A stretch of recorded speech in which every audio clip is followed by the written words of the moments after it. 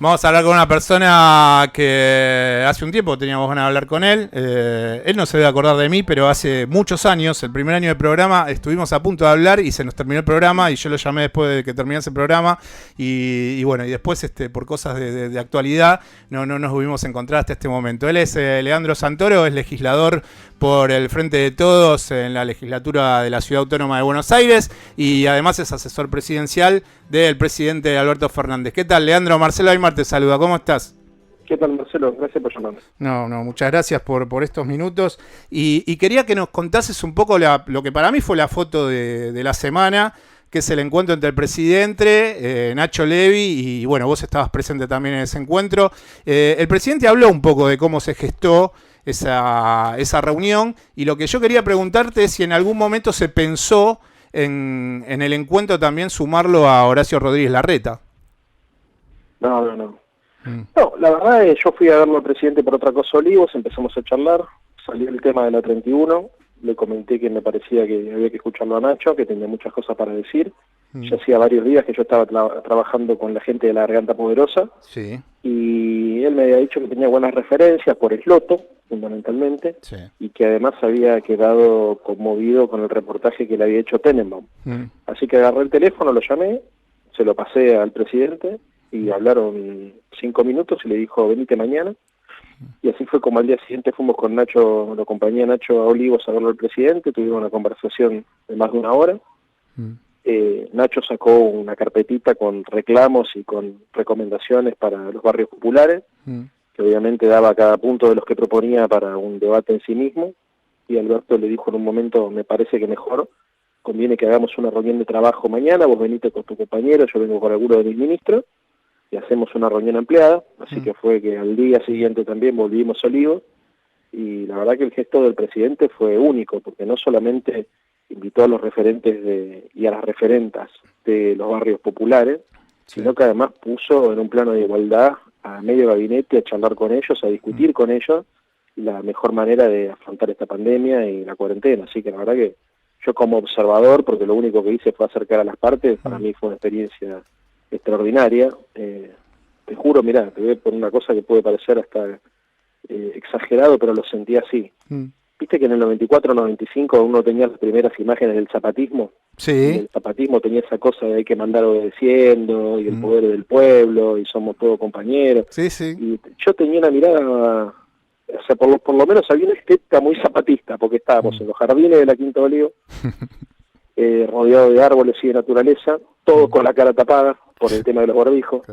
La gente obviamente de los barrios populares, gente muy humilde, ¿es cierto? Y todos en un semicírculo tratando de resolver problemas comunitarios. Así que no hice ninguna referencia a esto, pero objetivamente me pareció por lo menos una postal zapatista ver al presidente intercambiando opiniones y a sus ministros intercambiando opiniones con los delegados de los barrios más humildes de la ciudad y de la provincia, en ese contexto de pandemia con la cara tapada. La verdad que fue un flash. Bueno, para eso es la política, Leandro. Y yo te escuchaba entre semana y decías, bueno, en un reportaje que le diste a Pablo Dugan, y decías, bueno, pero también estamos como un tanto tensos porque la dirigencia política, esto es nuevo, tenés que ir trabajando sobre la marcha, y pido un poco de calma. Ahora, cuando yo terminé de escuchar esa declaración tuya, dije, está bien, pero a mí también me emociona como periodista poder decir ciertas cosas, informar y bancar el costo de la parada. Y el gobierno de la Ciudad de Buenos Aires hace 13 años que está al frente de la administración.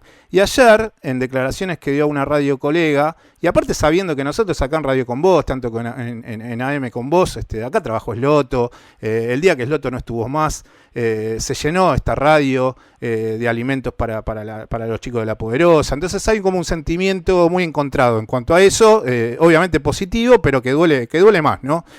Igual esto de ponerle un ranking al dolor, o sea, lo que está mal, y bueno, y cada uno lo siente como creo que lo tiene que sentir. Y ayer Diego Santilli Y te digo esto por las cuestiones que vos pedías y que yo creo que sensatamente estabas pidiendo, bueno, bajen un poco y no diferencien, es un momento en donde la dirigencia política tiene que estar junta, ¿no? Pero después uno escucha al vicegobernador de la Ciudad de Buenos Aires, Diego Santilli, diciendo, textual, Leandro, faltan algunas obras finales para que el agua llegue al barrio. En 13 años, ¿no tuviste tiempo si eran obras finales? ¿Cuál es tu pensamiento en cuanto a esto? Porque después, por un lado, decimos, bueno, sí, yo entiendo que hay que bajar, pero también, si uno quiere hacer bien el trabajo, como vos desde tu lugar te emocionaste el otro día en tu rol de dirigente político, bueno, yo también desde el periodismo quiero decir lo que realmente se tiene que decir. Y lo que se tiene que decir es que tuvieron 13 años para darse cuenta que la nueva sede del Ministerio de Educación está muy bien como política de Estado que se lleve ahí.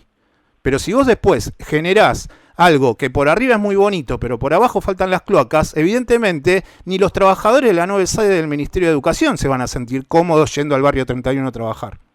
Sí, igual es muy loco lo que pasa porque en algunas partes del barrio, entre esas donde está el ministerio, sí hay cloacas y sí hay agua, pero en otras partes del mismo barrio no. Claro. O sea, sí, es una cosa increíble. A ver, ¿qué creo que sucede? Creo que sucede que, lamentablemente, la ciudad de Buenos Aires instaló la idea de que las villas son un gueto. Lo hicieron con un discurso ambiguo porque frente a los micrófonos de los medios progresistas hablan de integración, pero lo cierto es que cuando uno mira el presupuesto nacional, cómo se ejecutan las obras y cuál es el trato efectivo que recibe la gente que vive en las villas de la ciudad, se da cuenta que hay un doble discurso y una doble moral muy marcada. Es complejo porque es un tema que es difícil discutir en la ciudad de Buenos Aires. Hay 300.000 personas viviendo en las villas de la ciudad y al mismo tiempo creo que hay una indiferencia colectiva que contribuye a que este tipo de políticas o de falta de política se hayan consolidado a lo largo de estos 13 años.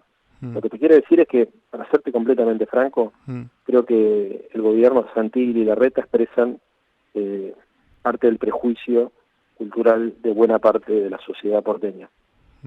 Y eso me duele mucho más que las declaraciones de un funcionario que tiene que salir del paso frente a una pregunta incómoda. Y es tratar de poner un poco la lupa donde verdaderamente la tenemos que poner, que es los valores que nos organizan como sociedad. Para los que tenemos una mirada igualitaria a la vida y pensamos que las personas valemos lo mismo independientemente de donde hayamos nacido, el color de piel que tengamos, la religión, el sexo, o sea, cualquiera de las opciones que hemos asumido para desarrollar nuestra vida, que nos ha tocado vivir en suerte, este tipo de política de ghettificación, no de gentrificación, porque no estamos hablando de la gentrificación burguesa de los barrios conchetos que se hacen, no sé, modernos para darle un estilo estético a la ciudad distinto, sino estamos hablando de la ghettificación, que significa transformar un barrio en un gueto, donde incluso se han llegado, como me decía Nacho la vez pasada, a plantear en modo de hipótesis la posibilidad de amurallar algunas villas para evitar el contagio. Vos fijate la perversidad de la idea. Pero a mí lo que me preocupa son los valores que están atrás de esos dirigentes, de esos discursos o de esas líneas editoriales de los medios. Y creo que eso es lo que hay que poner en el centro de discusión. Si a ver, vos te das cuenta, por ejemplo, yo recién leía La Nación, creo, ¿no? Y hacían un análisis sobre cómo había explotado la curva de infecciones en la ciudad. Y daban tranquilidad diciendo, quédense tranquilos que la cosa no está descontrolada, se desbordó solamente las villas. Claro, como si la gente que viviese ahí no tuviese la posibilidad de vivir en comunidad con nosotros, ¿no? Claro, no somos nosotros, quédense tranquilos que no es un problema que nos afecta a nosotros, es un problema de los villeros. Bueno, son los mismos discursos de que cuando comenzó la cuarentena era todos adentro de la casa, cuidémonos, cuidado, y ahora tal vez esos mismos sectores son los que más rápidamente piden que esa misma cuarentena y ese encierro se flexibilice, ¿no? Hay como una cuestión de discurso bastante, digamos, esquizofrénico, ¿no? Con actitudes muy extremas en poco tiempo. Lo que pasa es que hay valores que son inconfesables. Nuestra sociedad se organiza sobre valores muy nobles y sobre valores muy mezquinos y cínicos. Entonces hay cosas que sentimos o ideas que hemos construido para organizar nuestra sociedad que son difíciles de poner en palabras. Ahí viene la esquizofrenia del discurso. Porque la verdad es que, claro, o sea, cualquier sociedad igualitaria, justa, equilibrada, es un escándalo ético lo que está sucediendo en las villas de la ciudad de Buenos Aires. Es un escándalo ético que existan villas, es un escándalo ético que no, si existen, no se urbanicen, es un escándalo ético que los funcionarios se hagan los boludos, es un escándalo ético que la sociedad las ignore, porque la verdad es que Ojo, pasa con las villas, pasa con las cárceles y pasa con los geriátricos también, ¿eh? Claro, O sea, claro. hemos como sociedad, yo creo que a ver, nosotros, yo no puedo decir somos una sociedad de mierda porque no lo creo que tenemos cosas muy nobles y tenemos miserias como todas las Sí, sociedades. si no, Pero, no hubiésemos hecho lo que pasó en este tiempo, ¿no? exactamente, pero parte de nuestras miserias consisten en ignorar el dolor del prójimo a partir de un mecanismo muy sencillo, que es lo ponemos en un lugar y miramos por otro lado. Claro. Entonces, viste, en las cárceles se violan los derechos humanos, y mira, y esto podría atacar también a mi propio gobierno y a los referentes, porque yo creo que se violan los derechos humanos desde la reapertura democrática para acá. Sí, sí. O sea, ignoramos lo que pasa dentro de las cárceles. O sea, total, como dirían los redondos, te tenemos ahí abandonado allí, preso como un animal feroz, ¿no es cierto? Estás en cana, que te mate. Ignoramos lo que pasa en los geriátricos. Nos preocupa 3 carajos lo que le pasa a los viejos. Sí. Ignoramos lo que pasa en las villas, ignoramos lo que pasa en los psiquiátricos, en los centros de detención de chicos, ¿no es cierto? Una cosa que hoy también está en tela de discusión, que está pasando en los centros de detención de los pibes, ¿no es cierto?, donde están los menores, que parece que también hay coronavirus y hay un problema grave. Ayer el doctor Carles lo denunció en Twitter. Sí, sí, sí. ¿Qué sé yo? Digo, como sociedad, o sea, a mí no me preocupa tanto lo que opine Santilli, lo que opine Larreta, me parece que es el emergente Claro. de una cultura que tenemos que poner en cuestionamiento, ¿no es cierto?, que es el individualismo, el egoísmo y la frivolidad de pensar que las cosas que no vemos no suceden, y entonces lo que nos duele lo ocultamos, y así seguimos. Bueno, algún día nos la vamos a poner. Sí, y aparte lo que trae esta pandemia es que evidentemente hay una cuestión genética que nos une. Entonces a partir de eso, todas las personas somos uno ante una pandemia. Sí, es genético, pero además es ético, loco. Sí. O sea, a ver, porque yo entiendo lo que decís vos, hay una cuestión, digamos, si se enferma el pobre, se enferma, a la larga también se enferma el rico, digamos, Claro. para decirlo de alguna manera fácil. Pero también hay una cuestión, que es que la mirada clasista, xenófoba, nosotros tenemos componentes racistas también en nuestra cultura, ¿eh?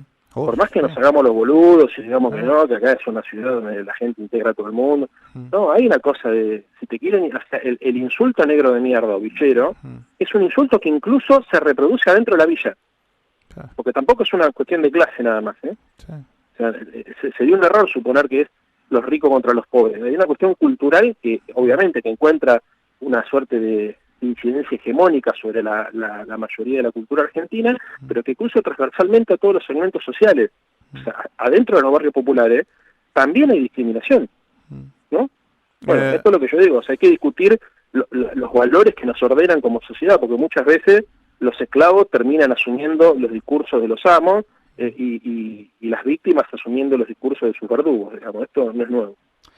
Leandro, cuando hablas con el presidente Alberto Fernández y él en declaraciones, cuando a veces quieren arrinconarlo con esta idea del albertismo y bueno, ponerlo como un personaje más de los sismos de la República Argentina, ¿vos crees que eso también dentro de su pensamiento político va a llevarlo a que nosotros repetidamente dijimos que los errores del kirchnerismo fueron tal vez en el 2015, previo a esas elecciones que gana Macri, y en otras oportunidades también se repitió tal vez antes del proceso que terminó en la coalición del Frente de Todos, que los partidos les cuesta mucho ir a un proceso de internas, ¿no? Entonces quería hacer como ese, y yo creo que reivindico el sistema de internas porque me parece que ese es el lugar en donde después queda todo claro, ¿no? Estuvimos todos adentro, cada uno sacó el porcentaje de votos que sacó y a partir de ahí, bueno, legitimamos todos nuestros lugares y construimos, ¿no? Desde un mismo lugar.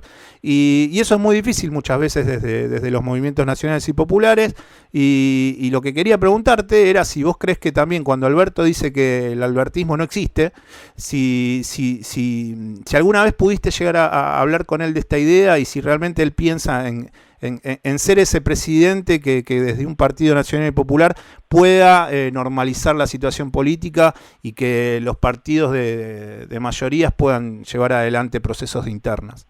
Sí, una vez que lo acompañé a Tucumán, creo, en el avión. Así que lo hablamos como un hora y pico. Sí, entiendo, conozco bien lo que piensa él sobre este tema. Mira, primero no cree en los personalismos. O sea, no le parece, no está interesado en que haya cultos a su propia personalidad, ni cree que sea importante armar una corriente albertista, ni mucho menos imagina que sería útil para este contexto de la Argentina o para cualquier otro contexto una pelea entre el cristinismo y el albertismo, eso lo desestima. La idea que él tiene en la cabeza, yo lo discutí antes de la pandemia esto, era institucionalizar el Frente de Todos. A él le parecía que había que mirar la experiencia uruguaya del Frente Amplio, que el Frente Amplio contenía hacia su interior fracciones de partidos tradicionales, culturas políticas de centro-izquierda, de izquierda revolucionaria inclusive, y habían logrado en el marco de un método de trabajo y de una articulación política sintetizar una propuesta común. Bueno, él tenía esta idea, decía, el peronismo es el eje articulador del Frente de Todos, tiene que haber una renovación adentro del peronismo, pero también tiene que haber una articulación con otros sectores que no son peronistas, por ejemplo yo, que provenimos de otro espacio político, claro, y para lograr encontrar una forma de funcionar que nos permita tener como colectivo una identificación política. Y en eso estaba en su cabeza antes de que pasara todo este quilombo, digamos, pero claro. No, ahora no sé, digamos, lo que te puedo asegurar es que él carece de ese impulso narcisista de querer constituir una banda de chupamedias que lo aplaudan cada vez que toma una definición picante. No tiene ningún interés en construir poder personal porque entiende que eso va en detrimento del beneficio colectivo y social. Cree que hay que construir un frente político con eje en el peronismo, pero que irradia hacia otros sectores de la sociedad, y le parece que se necesita institucionalizar los debates sobre las políticas de Estado, y para eso se necesita llevar la discusión a un plano que exceda lo personal y que vaya básicamente al plano de las políticas públicas. Leandro, te hago la última pregunta. Sos una persona muy pasional, reivindico eso políticamente, porque a nivel periodístico también trabajamos de la misma manera. Y para cerrar esta entrevista quería decirte, bueno, agradecerte, y más allá de eso, que nos puedas comentar brevemente qué fue lo que más, en cuanto a imagen o en cuanto a situación que viviste en este tiempo de pandemia, te reivindicó en esa situación de político que le pone enjundia a sus dichos y le pone mucho a accionar a lo que sería la cotidianidad de tu trabajo como dirigente. Y yo no puedo hablar de lo que me reivindica a mí, porque... ¿Qué te impactó? ¿Qué te reveló en este tiempo? O sea, ¿cuándo te encontraste solo y dijiste, la verdad que me pasó algo que hoy... No, todos los días. A ver, yo me siento amigo de Alberto y creo que él se siente amigo mío por el tipo de conversación que tenemos, pero no soy funcionario. O sea, yo no me siento protagonista de la política, no lo soy, no es que no me siento. O sea, no tengo instrumentos para resolver problemas. Esa es la verdad. Yo me siento impotente todos los días. O sea, me cruzo con la realidad todos los días y me siento muchas veces impotente frente al dolor ajeno y al propio, que se transforma en propio. O sea, no solamente cuando... A ver, obviamente todos estos días estuvo muy marcado por el conflicto de la 31, estar ahí, llevar a los medios de comunicación, tratar de visualizarlo, verlo de Ramona, de la muerte de ella, los chicos, Nacho llorando en la radio, una cosa horrible, la indiferencia, viste, de una parte de la sociedad que te mira como si estuvieses buscando un rédito político y no entiende nada de las cosas que nos movilizan. O sea, es difícil eso, ¿no? Porque es como... La política se twitterizó, o sea, hay como una cosa de troll, ¿viste? O sea, como que se perdieron los frenos inhibitorios y hay gente que frente al dolor del otro es capaz de decir cualquier barbaridad, suponer cualquier cosa, total, pareciera que la sensibilidad, ¿viste? No existe y somos todos calculadores. Bueno, eso no sucede, no es mi caso, no es el caso de la mayoría. Y encima sin abrazos, ¿no? Encima sin abrazos, porque hay toda una situación también, ¿no? De descarga que vos decís, si encima no puedo abrazar a ningún compañero, ¿viste? Muy complejo. Y bueno, eso, lo que más me jode es eso, digamos. O sea, es la mezcla entre la impotencia de no poder resolver las cosas más dolorosas que uno se va cruzando y la indiferencia de un sector de la sociedad que piensa que uno... Bueno, no por mí, pero que piensa que las personas no tenemos alma y que en realidad todo es cálculo, entonces son capaces de decir cualquier cosa. Por ahí en el momento donde uno se siente mal, digamos, y necesitaría un abrazo, recibe una cachetada, digamos. Eso forma parte de la ingratitud de ser parte también de un sistema hipercompetitivo como el nuestro. Leandro, te mando un abrazo. Gracias por estos minutos. Buen fin de semana y bueno, esperemos continuar hablando. Dale, abrazo. Dale. Chau. Quien está hablando con nosotros era el dirigente político Leandro Santoro, que bueno, además es legislador por el Frente de Todos en la legislatura porteña, y estuvo hablando con unos minutos aquí en AM 1420 con vos en Paso a Valores.